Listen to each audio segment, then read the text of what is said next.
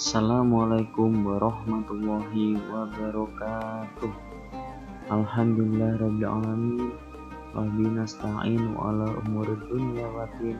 Wassalatu wassalamu ala asrofil anbiya'i wal mursalin wa ala alihi washabbihi ajma'in, amma ba'd. Alhamdulillah, berjumpa lagi dengan Bapak dalam mata pelajaran Pendidikan Agama Islam dan Budi Pekerti, kali ini untuk kelas 6. Terlebih dahulu perkenalkan, nama Bapak adalah Rizky Dwi Bakti SPD. Bapak mengajar di SDN Petirungan Tengah 02. Bagaimana kabarnya hari ini? Alhamdulillah, luar biasa. Allahu Akbar. Ya, Bapak harap dalam situasi ini kita semua tetap diberikan kesehatan oleh Allah Subhanahu wa Ta'ala. Tak lupa selalu terapkan pola hidup bersih dan sehat, dan patuhi protokol kesehatan yang dianjurkan oleh pemerintah, ya. Sebelum kita mulai memasuki materi pelajaran kali ini, mari kita berdoa terlebih dahulu. 1, 2, 3.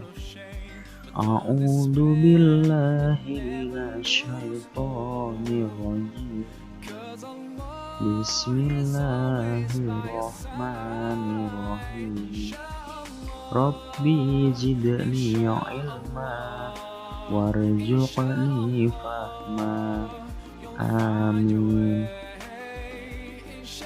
Setiap kita akan melaksanakan suatu pekerjaan, jangan lupa kita berdoa terlebih dahulu kepada Allah Subhanahu wa Ta'ala agar apa yang kita lakukan atau kita kerjakan selalu diberikan kemudahan oleh Allah Subhanahu wa Ta'ala. Begitu ya anak-anak. Ya, memasuki materi kali ini Bapak akan menjelaskan materi kelas 6 pelajaran ke-5 tentang keteladanan Rasulullah SAW dan sahabatnya. Untuk kesempatan ini Bapak akan menyampaikan materi pokok yang kedua, yaitu kepemimpinan sahabat Rasulullah SAW. Jadi kemarin sudah tentang keteladanan Rasulullah, sekarang gantian keteladanan para sahabat-sahabat Rasulullah, ya.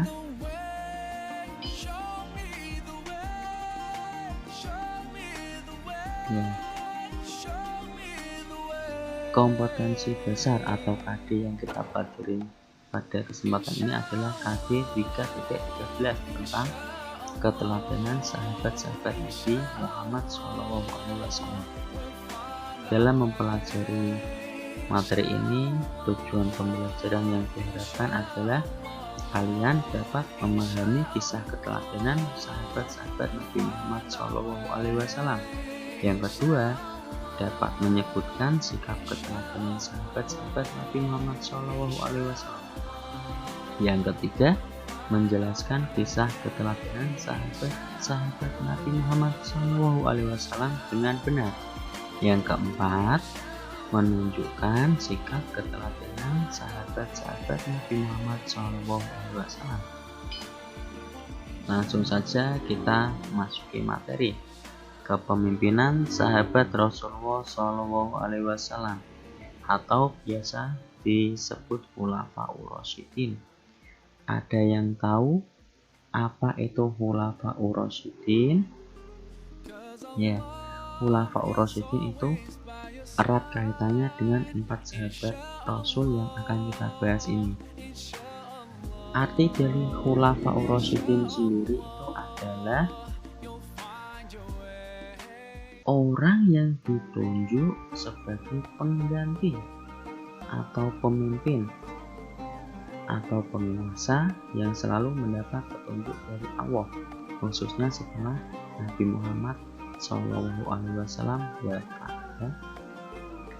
Jadi setelah Nabi Muhammad wafat, kepemimpinan untuk umat Islam pada masa itu dilanjutkan oleh keempat sahabat ini ya.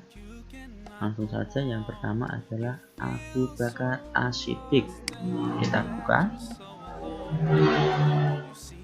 Yang pertama, kepemimpinan Abu Bakar As-Siddiq. Abu Bakar As-Siddiq adalah khalifah pertama setelah Nabi Muhammad SAW wafat.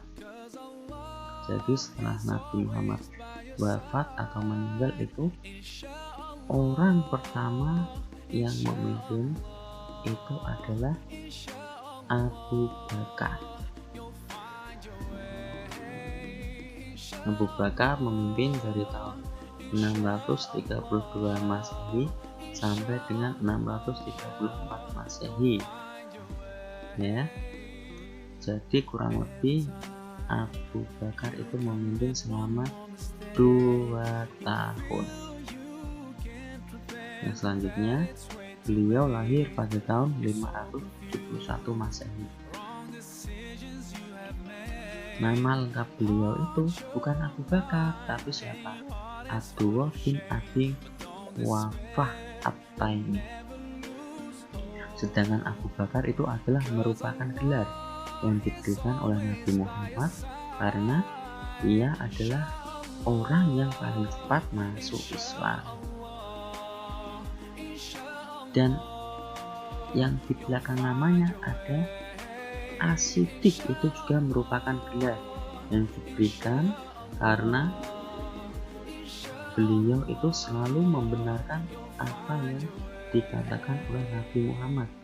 Terlebih lagi saat Nabi Muhammad mengalami peristiwa Isra Mi'raj, itu Abu Bakar adalah orang yang pertama membenarkan peristiwa tersebut. Sikap yang bisa diteladani dari sahabat Abu Bakar As-Siddiq ini adalah rendah hati dan memikirkan kesejahteraan rakyatnya. Kenapa bisa seperti itu? Pada suatu hari setelah Abu Bakar itu menjadi seorang khalifah atau pemimpin, beliau itu dihampiri oleh seorang wanita kampung yang bernama Unaisar. Unaisar berkata, "Hei Abu Bakar, apakah saat ini engkau masih bisa menolong kami untuk memerah susu kambing?" Kenapa Unaisar berkata seperti itu? Karena sebelum Abu Bakar menjadi seorang pemimpin atau khalifah, beliau dulu juga pernah menjadi pemerah susu kambing. Dengan tegas Abu Bakar berkata, "Bisa, aku insya Allah tetap bersedia menolong kamu untuk memerah susu kambing." Nah, itu salah satu contoh sikap rendah hati dari Abu Bakar. Selain itu, beliau adalah pemimpin yang sangat memikirkan kesejahteraan rakyatnya. Buktinya apa, Pak? Buktinya adalah pada masa kepemimpinannya, Abu Bakar mendirikan sebuah lembaga yang disebut dengan Baitul Mal, yaitu adalah lembaga yang mengurusi keuangan negara. Ya, kita kembali selanjutnya, yaitu ada sahabat Umar bin Khattab.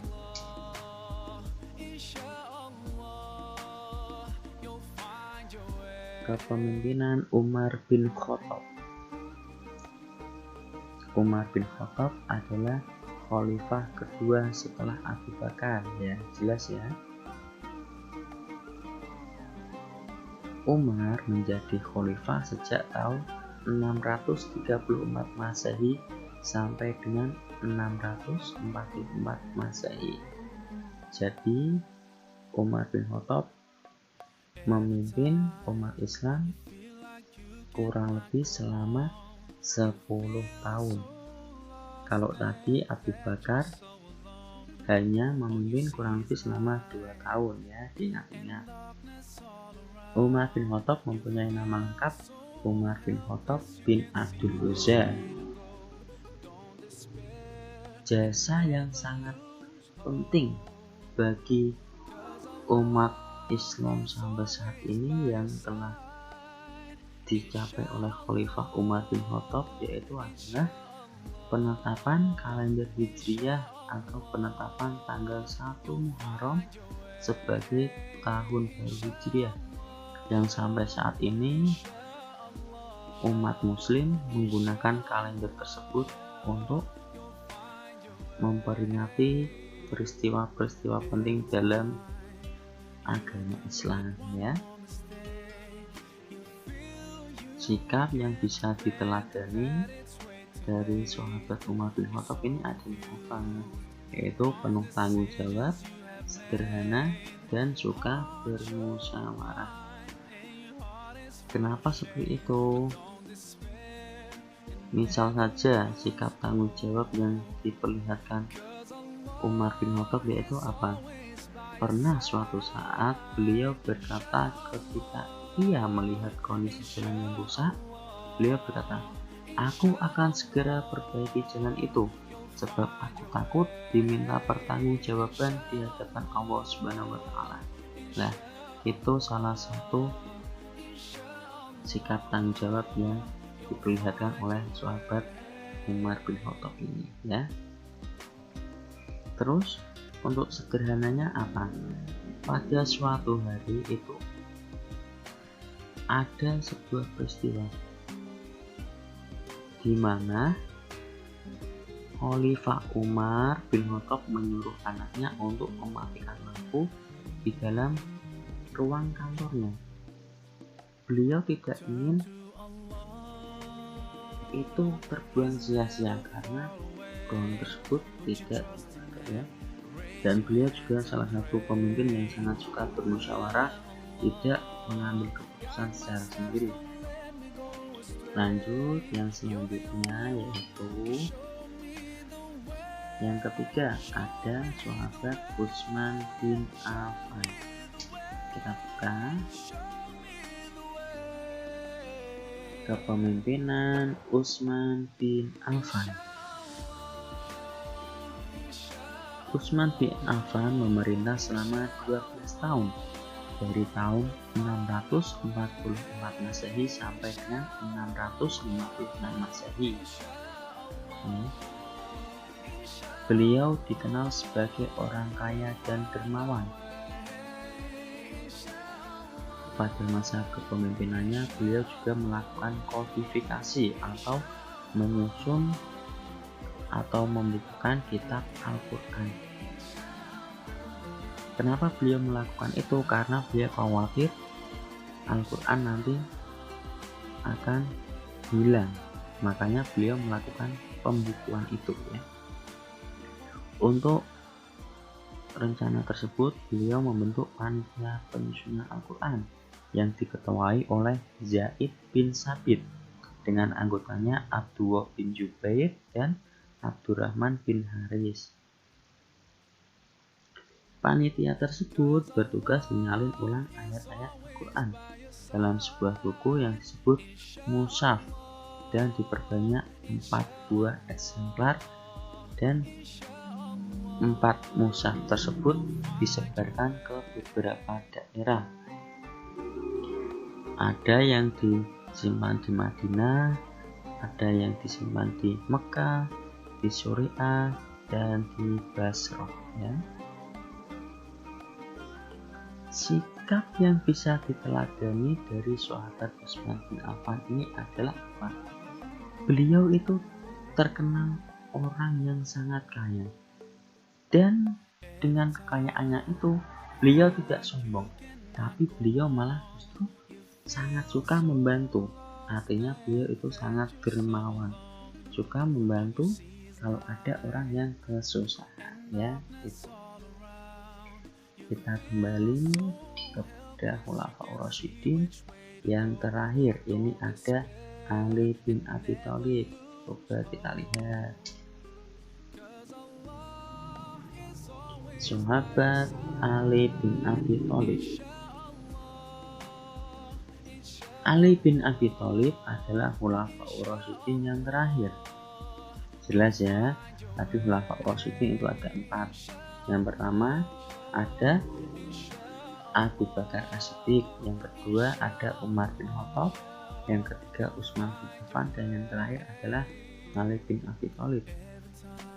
Ali merupakan anak dari paman Rasulullah, yaitu Abu Thalib. Ali bin Abi Thalib adalah seorang yang pemberani. Buktinya beliau adalah orang yang pemberani itu apa? Pernah suatu ketika Rasulullah itu dikepung oleh pemuda-pemuda Quraisy. Rasulullah diam-diam keluar melalui pintu belakang dan Ali bersedia untuk apa? Untuk menggantikan itu Rasulullah. Dia tidak takut sama sekali dengan kepungan para pemuda Quraisy tersebut. Itu salah satu sifat pemberani dari Ali. Ali bin Abi Thalib memerintah kurang lebih selama 5 tahun, yaitu dari tahun 656 Masehi sampai 661 Masehi. Nah, dia sikap yang dipelajari dari Ali yaitu salah satunya pemberani. Dia juga seorang yang tegas dalam mengambil keputusan dan juga seorang yang cerdas. Buktinya apa? Dia itu sangat mengedepankan ilmu pengetahuan agar tidak hilang. Beliau sangat mendukung orang-orang yang mau melestarikan pengetahuan, ada ilmu tafsir, ilmu hadis, ilmu nahwu, dan ilmu pengetahuan yang lain. Ya, mungkin itu saja yang dapat Bapak sampaikan. Semoga bermanfaat untuk kita semua. Ya, akhirul kalam, wabillahi taufiq wal hidayah. Wassalamualaikum warahmatullahi wabarakatuh.